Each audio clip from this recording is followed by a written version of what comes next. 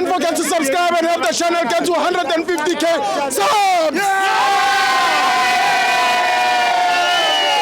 Hey Tabafetu, this video is brought to you by EasyPets. Click the link in the description to sign up and use code FANS50 to receive a 50 Rand sign up bonus. And also, T's and C's apply.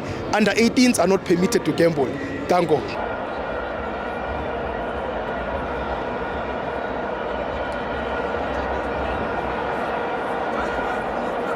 Welcome to my fans at the TV. It's the Petway Premiership. Orlando Pirates 3, Colorado 0. I'm joined by Umenier Owetiski.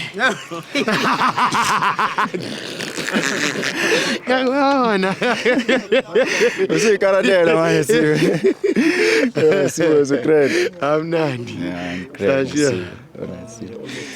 Okay, Skala kuphi konje vele okay asiqale la. Okay, Sibo ebholeni ne kuna something esibiza ngokuthi the 0 point position. 0 point position. The 0 point position. All right. It is the most ideal position to receive and play forward to break the lines, ne? And mostly Sibo, it is done by our center backs, ne? Look at the areas Mbogazi ahlezi receiver kuona. They allow him to challenge the space and make those line breaking passes. Okay. It's not like Sibo. He does this week in and week out. Because he understands the concepts of the 0 point position. Ngiyaphi nalento Sithibo. Ngiya intwana ezincane zasekase isakhulu. Ayibhekela uMbokazi the way ayipositiona ngakhona. Yonke lento ayenzayo Sithibo the way ayipositiona ngakhona akusikhona ilakhe. Leyanto sibiza ngokuthini the 0 point position. Check ama pass ahleze wakhipha week in and week out. Uyakhona ukuthi receive, which means u receiver endaweni e-right ukuthi ngenze njani engakhona ukuthi e challenge space. You understand? Hence why lento sithini the 0 point position, which means I pressure la suke receiver la khona isuke ingekho high. Uyakhona ukuvela espacini esi-right. Yes, yena meseza nebhola usuke seza kuma spaces a-right ukuthi enze ini ama line breaking passes. The 0 point position. So wamele ulibambe icala la endaweni ideal. Mele sibambe lapho. All right, asingene egemini ya today. Menier. Asingene egemini ya today Sibo. Menier ungenzani? All right Sibo. Asize la Sibo. Sibo, yazi lo msebenzi wokuba ucoach okanye ucoach. Kuyafana nokubhala i-essay. How so? Ngiyaphinda futhi Sibo. Fana kanjani? Uma ucoach kuyafana nokuthi ubhala i-essay. How so? All right, asiqaleni la. I-essay Sibo iqala ngani sine introduction, right? Yes. Sibe ne main part okanye i-body ne bese siba nani sibe ne conclusion, right? All right. Asibeleni la. The main aim of introduction is to introduce into uzokhuluma ngayo ku main part, right? Yeah. And then bese sifika ku main part usuqhubeka from introduction yakho. It's true. Ne ngetopic leyo usukade uzokhuluma ngayo, right? Yeah. And then if sesiya ku conclusion usuconclude yonke lento obukade uyiqala ku introduction na ku main part. Yeah. Usuyivala kuphi ku conclusion. Remember ngithena ukuba ucoach kuyafana nokuthi ubhala ini ubhala i-essay. Asibeleni lana ebholeni ke ngokwebhola i-introduction yakho as ucoach i-first 6 months yakho kufana nokuthi i-introduction.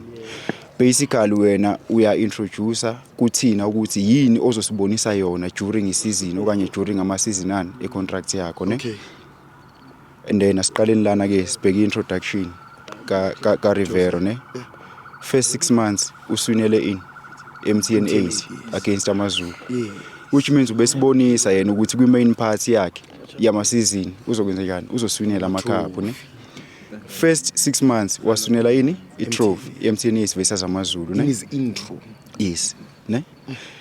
Asingene kwi main part ke remember i-main part sekuyiyona part yani ufana ukuthi sekwama season akhe lawo e-contract ne wasenzela ini kwi-main part ne waswinela ini i-Nedbank versus isikhukhuni wasuka lapho waswinela i-MTN 8 versus i-Sundowns wabuya lapho waswinela i-Nedbank versus i-Sundowns wabuya lapho waswinela i-MTN 8 versus i-Stellenbosch bekuyi-main part yakhe leyo remember first 6 months wakhe wenzeni kwi-introduction yakhe usinele i-MTN 8 okuqonda ukuthi besibonisa ukuthi kwi-main part ye-contract uzokwenza ini right ake singene kwi-conclusion ke remember kwi-conclusion senza ini uya conclude kuyona yonke lento obusuyiqalile from i-introduction na kwi-main part remember uqale ngokwenza njani ngokuwina ama-cup right seza kwi-main part i-main part wasenze njani wasinela ama-cup right asize kwi-conclusion ke kwi-conclusion remember ngithe senza ini uya conclude lento obukade uqale ngakwini kwi-introduction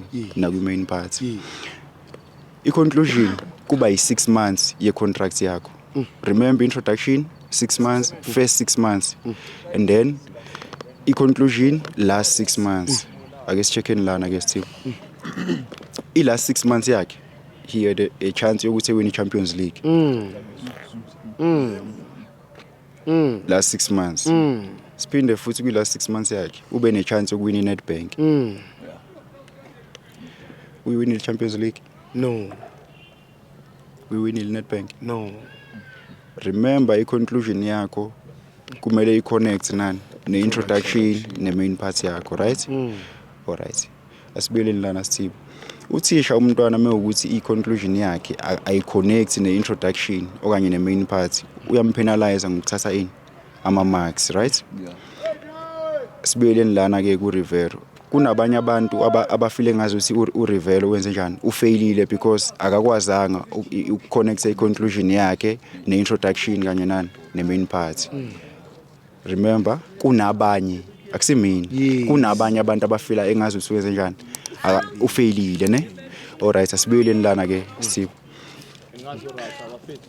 asibuyeleni lana ke asibuyeleni la Steve umntwana umephasile i-introduction waphasa i-main part ye-essay lesa se-essay beyaro 50 lezi zinto mhlawumbe ezimnikeza i-40 ngokufail i-conclusion okanye ngokuhluleka ukuconnect i-conclusion uconnect i-conclusion ne-introduction ne-main part lo mntwana uzobe efailile lo essay uzobe ngayifailanga ngezi indlela ngiqonda ukuthini Sipho coach wethu akafailanga into emshayelo shawe yini i-conclusion and wena njengothisha umntwana mefail i-conclusion awumfailisi because uyiphasile i-introduction wayiphasa i-main part Mina ngiyakubamba mina. You understand Sipho Mina ngiyakubamba. So ingakho sibuyela kwi-point ethini ukuba ucoach kuyafana nokubhala ini yes thank you Sipho Ayi minye.